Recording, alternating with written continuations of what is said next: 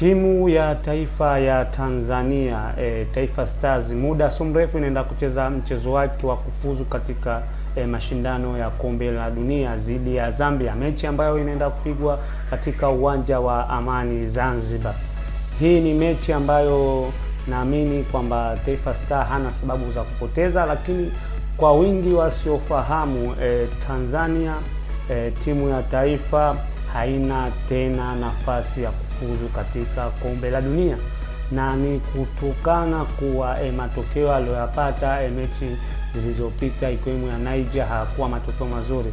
Tulitegemea kwamba mechi ya Niger ingepata matokeo na mechi ya leo akapata matokeo, basi ingeingia huenda katika zile playoff za timu 4 Afrika ambazo zinatakiwa zichezwe playoff na mabara mbalimbali ikiwemo la Ulaya na Asia, timu zitakutana. Lakini kwa nafasi hiyo Taifa Stars hawana kikubwa, wanaenda kukamilisha tu ratiba yao na hapo baada ya kukamilisha ratiba basi yataendelea mashindano mwingine ambayo itakuwa ni AFCON ambayo inategemewa kwanza Disemba pale Morocco.